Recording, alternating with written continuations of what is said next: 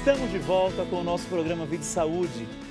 E agora nós vamos retomar aquele nosso bate-papo gostoso com o tema de hoje, porque o tema de hoje é a prevenção contra a surdez. Hoje, 10 de novembro, nós celebramos o Dia Nacional de Prevenção ao Combate à Surdez. Você já sabe, todos nós sabemos que a nossa audição, ela é um sentido sensível e ela tem uma vida útil, e para que ela tenha uma vida longa, nós precisamos cuidar bem dela. E a doutora Elaine Soares está aqui para nos dar dicas de como podemos realizar esses cuidados para com a nossa audição. Doutora, no início falávamos a partir, não é, da detecção, tem que constar com a senhora, hein? É difícil. Para detectar, não é, a surdez o quanto antes nas crianças. Mas não é somente as crianças que tem esse problema, desencadeia esse problema, na vida adulta também. Sim. Então, tanto na criança quanto no adolescente, no jovem, no adulto, não é, deve estar atento a fazer esta, não é, identificação do problema. Então, como nós podemos fazer isso? Acho importante falar isso porque existe um preconceito muito grande, né, com a surdez. E a necessidade da detecção precoce, ela é em todas as idades. Então, se eu sou adulto, se eu sou adolescente e sinto que eu não estou ouvindo bem, eu preciso pensar na minha reabilitação o mais rápido possível. Muitas vezes as pessoas deixam passar anos e anos não ouvindo bem e quando elas procuram um profissional para colocar um aparelho auditivo ou para fazer alguma intervenção, já houve tanto dano na via auditiva central, que a gente chama, por quê? Porque aquele cérebro, as vias auditivas centrais ficaram tanto tempo sem estímulo, que quando eu recoloco o estímulo, eu vou ter que reaprender a ouvir. Né? Então, não tem por que esperar. Então, quanto mais cedo mais cedo, melhor. Quais melhor são os será casos o resultado. mais comuns, não é? Os sintomas mais comuns para o início de um problema auditivo? O zumbido é um sintoma bastante comum, ele aparece muitas vezes até antes da perda, né? Primeiro começa aquele zumbidinho chato, depois as pessoas começam a dizer assim, olha, eu escuto, mas eu não entendo. Começa a falhar a compreensão e nessa hora muitas pessoas falam, não, mas eu escuto super bem, eu só não entendo algumas vezes. As pessoas falam para dentro, essas são as primeiras... A culpa é do outro. A culpa é sempre do outro, eu tô ótimo, né? Mas o mais comum então é ter um zumbido, né? Muitas pessoas com perda auditiva têm zumbido, a falta de compreensão em algumas situações, dificuldades em ambientes ruidosos, então quando eu vou para ambientes onde a escuta é mais difícil... Para o ouvinte é difícil, né? Se a gente vai para uma festa, se a gente está com muitas pessoas falando ao mesmo tempo, é mais difícil de ouvir. Para a pessoa com perda auditiva, é quase impossível. Então, a pessoa busca o isolamento.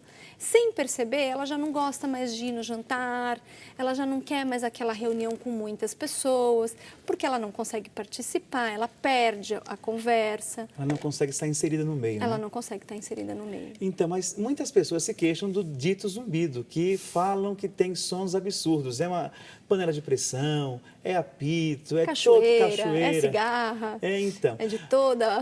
E esse zumbido, ele acontece onde no nosso ouvido?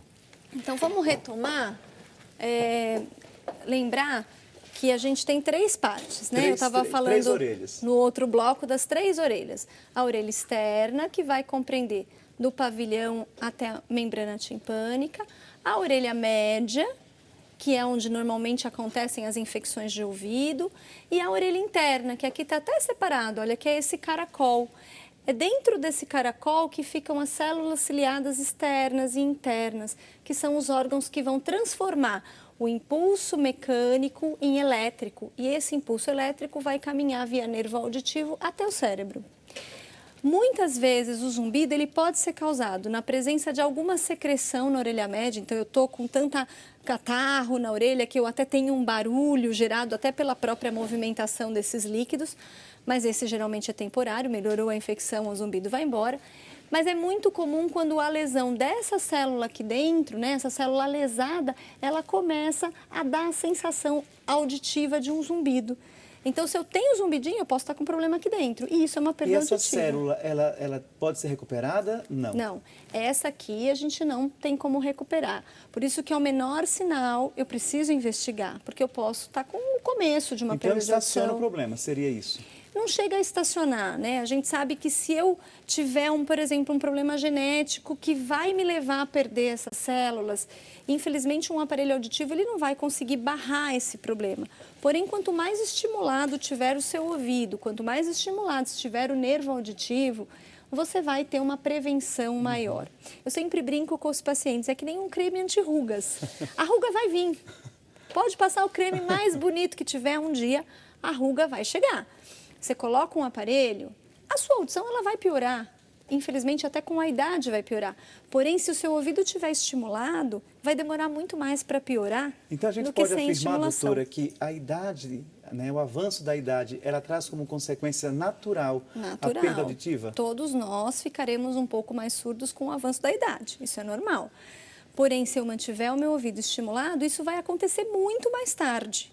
Então, se eu já percebi que eu tenho uma perdinha, corro, vou pôr um aparelho, vou estimular direitinho o meu ouvido, esperando que demore mais para que essa perda aumente. É isso aí. É isso aí. Então, temos aqui umas perguntas, doutora Elaine. O pessoal está participando. Então, aqui temos uma pergunta do Rio Grande do Norte. O Manuel Pereira Filho, ele diz assim, fiz uma cirurgia e houve um zumbido no ouvido esquerdo. Gostaria de saber o porquê está provocando isso. É aquilo que a senhora falou agora, né? Pode ser lesionado. Pode ser, assim, às vezes a cirurgia, ela tenta corrigir, mas ela pode causar um daninho ou outro ao ouvido. Então, pode ser por conta de alguma célula lesionada. Doutora, e pessoas que trabalham em ambientes muito barulhentos, em fábricas, essas pessoas, elas têm um risco maior de ficarem com problemas auditivos? Sim, o ruído intenso, primeiro ele causa um trauma, né, para essas células lá do caracol, as células da cóclea. Essas células elas vão perdendo partes e vão se lesando. Então é muito importante que, se você trabalha num ambiente ruidoso, esteja sempre com protetor auditivo. Nós temos várias leis que garantem o uso, né, que exigem o uso de protetor auditivo para indivíduos que ficam expostos a ruídos intensos. Muitas vezes as pessoas não usam. É porque transpira a orelha, porque incomoda. Mas é uma proteção. Mas é uma proteção. Não tem o que fazer. E, com certeza, você está evitando um problema muito maior no futuro. Então, aqui nós temos a dona Luzia de Jesus dos Santos Garcia. Ela é de Votorantim, estado de São Paulo. Ela diz assim, tenho 66 anos, trabalhei 25 anos na tecelagem. Depois de aposentada, comecei com um barulho igual a um grilo. Somente quando eu deitava para dormir no silêncio. Passei por exames e constatei que somente 1% do meu ouvido tinha grau de surdez. Isso há muito tempo. Agora o barulho é de dia e de noite. A minha preocupação é se vem do ouvido ou do cérebro. Dona Luzia, coitadinha, é difícil viver com zumbido. O que acontece? Provavelmente ela trabalhou na tecelagem numa época onde as leis não eram como são hoje, talvez tenha ficado muito tempo sem protetor auditivo e tenha adquirido aí uma perda induzida por ruído.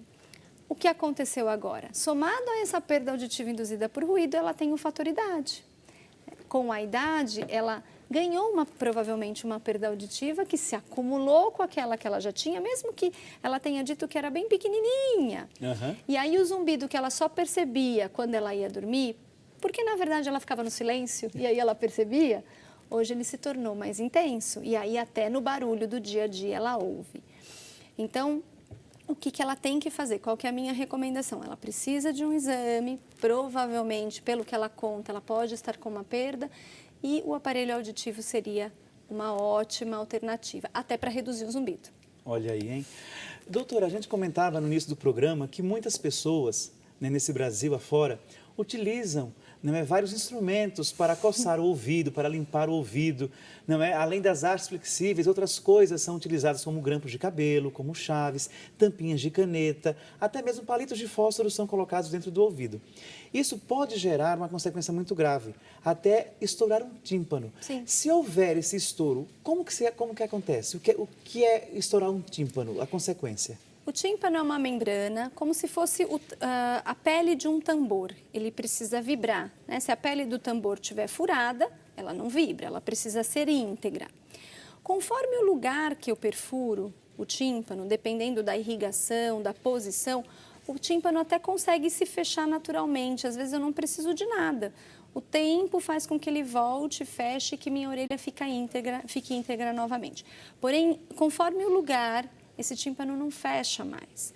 E aí eu vou ter uma perda de audição por conta da minha pele, do meu tambor, do meu tímpano, não conseguir vibrar com a mesma intensidade.